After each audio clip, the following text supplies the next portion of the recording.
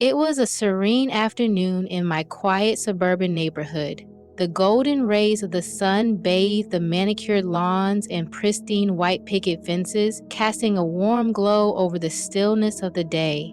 I had just finished my daily ritual of a chamomile tea, the soft hum of peace filling the air around me. Since my husband passed 5 years ago, life had fallen into a predictable rhythm, peaceful yet often touched by a quiet loneliness. Suddenly, a knock at the door interrupted my thoughts. I wasn't expecting anyone. As I opened the door, there stood Daniel, my neighbor. His presence immediately shifted the air around me. More anxious than usual, though his gentle demeanor always seemed to carry a certain charm. Daniel was in his early 40s, a man of quiet confidence, with kind eyes that seemed to hold both strength and softness. Our exchanges had always been light chats about the weather or our shared love for gardening, but never more than that. Until now. "Hi, Claire," he began softly, his voice hesitant but steady. "I hope I'm not interrupting." "Not at all," I replied, gesturing for him to come inside. His presence was unexpected, but there was something in his eyes that intrigued me. "What brings you here?" He hesitated, glancing over his shoulder as if to ensure no one was watching before stepping inside. His eyes met mine, and in them, I saw something more than casual conversation. Something vulnerable, almost urgent. "I need your help," he said, running a hand through his neatly trimmed hair. "It's something personal." Curiosity swirled within me. I guided him to the couch. "Of course, Daniel. What's on your mind?" He sat down, his hands clasped together, and took a deep breath. "We don't know each other that well, but I've always admired your strength, the way you've built such a beautiful life after everything." His voice softened. "I could really use someone like you in my corner." I was taken aback by his words. What kind of favor could he need from me? Daniel explained, his voice a mix of apprehension and hope. His younger sister, Emily, was going through a painful divorce. She looked up to him for support, but what she needed now was something more nurturing, something beyond what he could offer. He believed that my life experience, my quiet strength, might be what she needed to find her way through this difficult time. "She's fragile right now," Daniel admitted, his voice tinged with emotion. "I think hearing from someone who's been through hardship and come out the other side could make all the difference." It was a request that reached far beyond the ordinary, but as Daniel spoke, I could feel his heart, his deep care for his sister, his vulnerability laid bare. There was something tender about it, the way he wasn't afraid to ask for help. "I'd be honored to meet her," I said, my hand resting gently on his. "If I can help, I'll do whatever I can." His gratitude lit up the room, a warmth I hadn't felt in years. And from that moment, our lives began to shift. Over the next few days, we made plans for Emily's visit, but in the meantime, something began to grow between Daniel and me. He visited more frequently, and with each visit, we found ourselves lost in conversation about family, about dreams, about the small, delicate moments that made life feel meaningful again.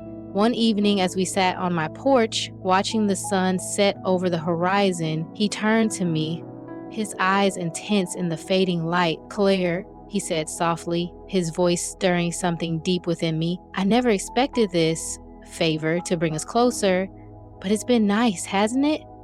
I nodded, my heart fluttering, words caught somewhere between my throat and my chest. There was an unspoken warmth between us, something quietly blooming. It wasn't just Emily who needed healing, it was both of us. When Emily finally visited, she was timid, unsure, but as we sat together, sharing stories of resilience, I watched her transform. Her confidence bloomed like a flower in the sunlight, and by the time she left, it felt as though I had gained a new friend. But it wasn't just Emily's transformation that lingered in my heart, it was Daniel's reaction. When he came by to check on her, his gratitude was palpable. He hugged me, his embrace lingering just a moment too long, his voice thick with emotion. "Thank you, Claire," he whispered. "You've done more for Emily than I ever could have hoped for, and you've done something for me too." That night, as we shared a quiet dinner, the soft glow of candlelight casting shadows across the room, Daniel opened up in a way he hadn't before. He admitted that his visits hadn't been just about his sister, They'd been about the connection he felt with me. I never thought I'd feel this way again, he confessed, his gaze searching mine, as if afraid of what he might find. But you've reminded me that it's never too late to find happiness. His words stunned me, but as I looked into his eyes, I realized I felt the same. The moments we'd shared, the laughter, the quiet conversations, they had stirred something in me I thought was long gone. That night, under the soft light of the chandelier, we shared our first kiss. It was tender, hesitant, but filled with a promise of something beautiful, something new. In the weeks that followed, Daniel and I navigated this new chapter together. It wasn't without its challenges, blending our lives, our histories, but it was worth every moment. Emily continued to thrive, and so did we. Looking back, I realized that the favor Daniel had asked of me wasn't just about helping his sister. It was about helping both of us find the courage to love again. And sometimes the most unexpected requests lead to the most extraordinary journeys. As days turned into weeks, the connection between Daniel and me deepened like the roots of a tree, strong and unwavering beneath the surface. Our conversations grew longer, more intimate, as we began to share the corners of our lives that had once remained hidden. Those places where old wounds still lingered and where hope had quietly taken root once again. One evening, the air was cool, the scent of blooming jasmine wafting through the open window of my living room. Daniel had just returned from a late meeting at work, but instead of heading home, he stopped by my place. The moment he stepped through the door, there was something different in his eyes, something raw, something that had been building between us for weeks, unspoken yet ever present. We sat by the fire that crackled softly in the hearth, casting flickering shadows on the walls, the light dancing across Daniel's face. He was quiet for a while, his hands cradling a glass of wine, and I could sense there was something he wanted to say. "Claire," he murmured, his voice low, almost hesitant. "There's something I've been meaning to tell you, something I've been feeling for a while now." I felt my heart beat faster. Anticipation mingled with a tenderness I hadn't felt in years. "What is it, Daniel?" I asked gently, meeting his gaze. He set the glass down on the table, his hand reaching for mine. The warmth of his touch sent a shiver down my spine, but it wasn't the kind of shiver that came from uncertainty. It was the kind that comes when you realize that something profound is about to unfold. "When I first asked you for help with Emily, I didn't expect any of this," he admitted, his eyes searching mine for understanding. "But somewhere along the way, something changed. You made me see that there's more to life than just getting by. You've made me realize that I'm allowed to want more, to want you." My breath caught in my throat. For so long, I had lived in the quiet aftermath of grief, content with the small moments of peace, but never daring to believe that love could find me again. Yet here was Daniel, sitting before me, his heart laid bare, offering me something I had known I was still searching for. "I didn't think I could feel this way again either," I whispered, my voice soft but steady. "But with you, it feels different. It feels real." The silence that followed wasn't heavy or awkward, it was full, brimming with the weight of all that had been left unsaid until now. The fire crackled softly in the background, a gentle reminder that sometimes even the quietest moments can be the most significant. Daniel moved closer, his hand gently tracing the line of my cheek, his touch both familiar and electrifying. "I've fallen in love with you, Claire," he said quietly, the words slipping between us like a promise. In that moment, something within me unfurled, a part of myself that I had kept locked away for too long. I leaned in, pressing my forehead against his, the space between us dissolving as our hearts found their way to each other. "I love you too, Daniel," I whispered, the words carrying with them the weight of years of longing, of grief, of quiet hope that had finally found its voice. Our lips met in a kiss that was no longer hesitant, no longer uncertain. It was slow, deep, and filled with the kind of love that doesn't rush, one that has been carefully nurtured like the gardens we both so loved, waiting for just the right moment to bloom. Afterward, we sat in the quiet, my head resting on his shoulder, the fire slowly fading to embers. The world outside was still, but inside, something had shifted. Something had taken root in the space between us. A love that felt as though it had always been there, waiting for us to finally notice. The days that followed felt like a dream, but not the kind that fades upon waking. Daniel and I began to spend more time together, not just in fleeting moments, but in the everyday rhythms of life. Cooking dinner side by side, tending to our gardens, or simply sitting in comfortable silence, our hands entwined. The more we opened up to each other, the more I realized how much we had both been holding back, how much we had both needed this second chance at love. And yet, with love comes vulnerability. There were moments when fear crept in, whispering doubts into the quiet corners of my mind. Could I allow myself to love again without the fear of losing it all? Could Daniel and I truly build a future together, given the weight of our past? But Daniel, in his quiet strength, always seemed to know when those doubts surfaced. One evening, as we lay beneath the stars on the hammock in my backyard, he turned to me, his gaze steady, his voice filled with the kind of certainty that only comes from someone who knows the value of what they've found. "Claire," he said softly, "I know this hasn't been easy for either of us. We've both lost people we loved deeply. But I want you to know that with you, I feel like I found something I never thought I'd have again. I don't know what the future holds, but I know that I want to face it with you, no matter what." His words wrapped around my heart like a warm embrace, soothing the lingering fears that had been hiding in the shadows. I turned to him, my hand resting gently on his chest, feeling the steady rhythm of his heartbeat beneath my fingertips. "I want that too, Daniel," I whispered, the truth of it settling into my bones. "I want us."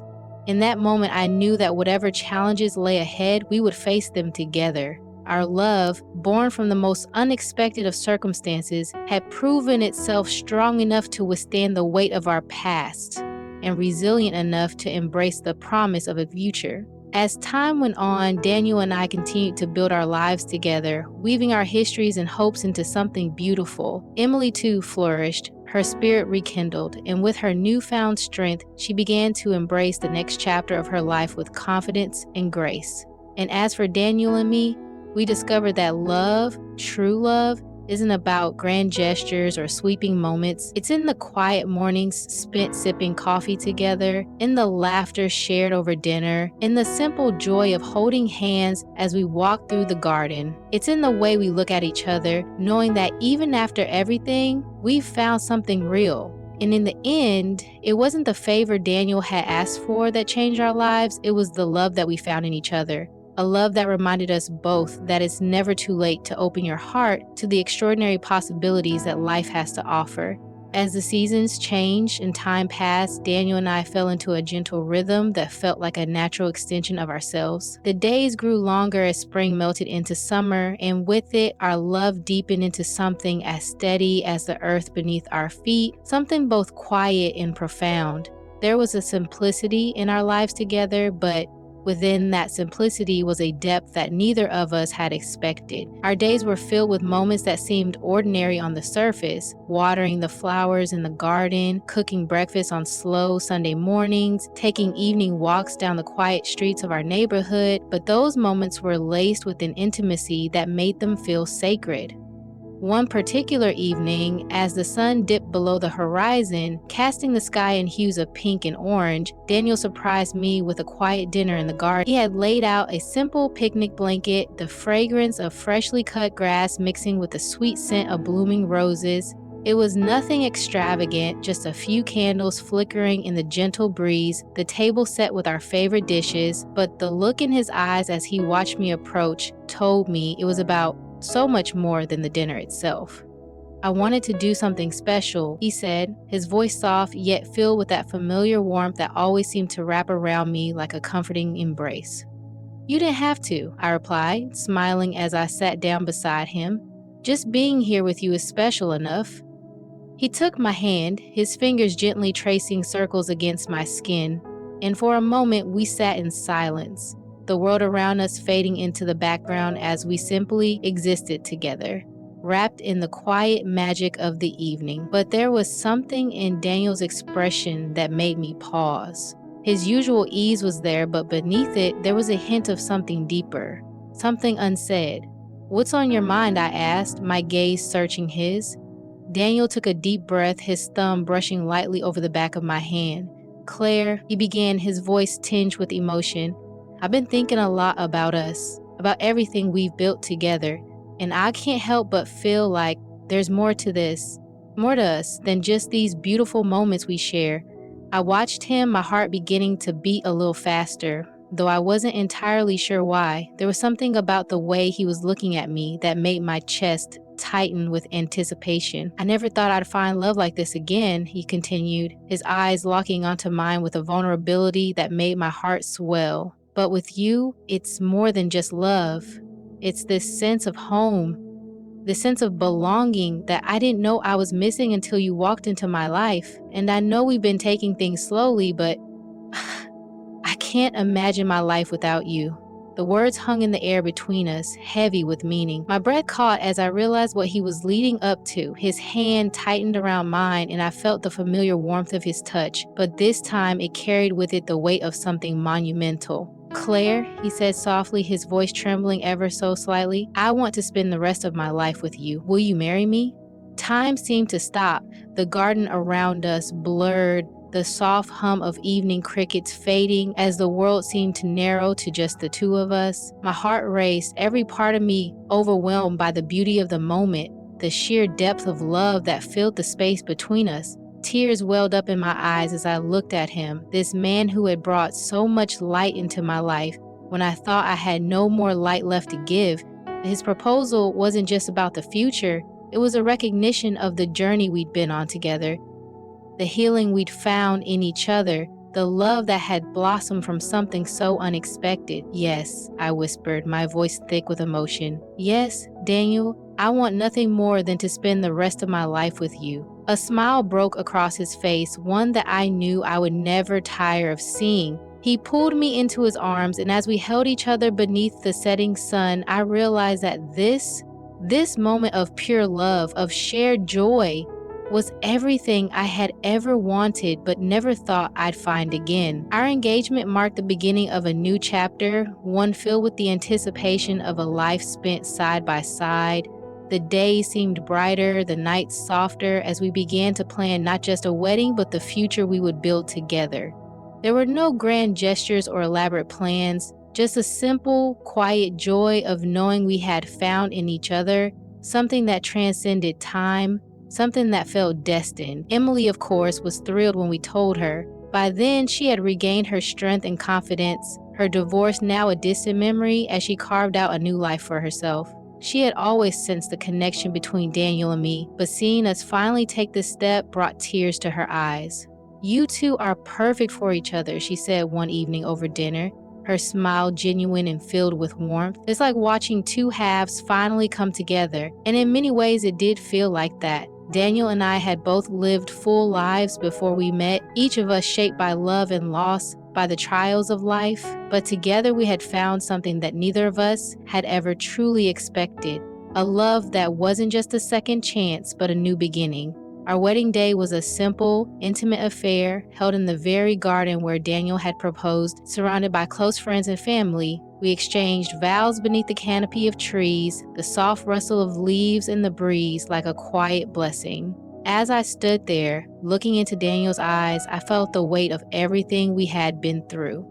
The loss, the heartache, the unexpected twist that had brought us to this moment. And yet, standing there, hand in hand, all of it seemed to make sense. Every step, every tear, every moment of uncertainty had led us here to this life we had created together. When Daniel kissed me that day, it wasn't just the kiss of a groom. It was the kiss of a man who had seen the depths of my soul and loved me for everything I was, everything I had been, and everything I would become. It was a kiss that carried with it the promise of a lifetime of love, of quiet mornings and tender nights, of the shared joys and inevitable challenges that would come. And as we walked back down the aisle, hand in hand, the future spread out before us like a path lined with flowers. I knew without a doubt that we had found something truly extraordinary, something rare and precious that would guide us through the rest of our days. In the end, it wasn't the favor that Daniel had asked for that changed our lives. It was the love that had found us both when we least expected it. And for that, I would be forever grateful. For in Daniel, I had found my home. And in me, He had found his.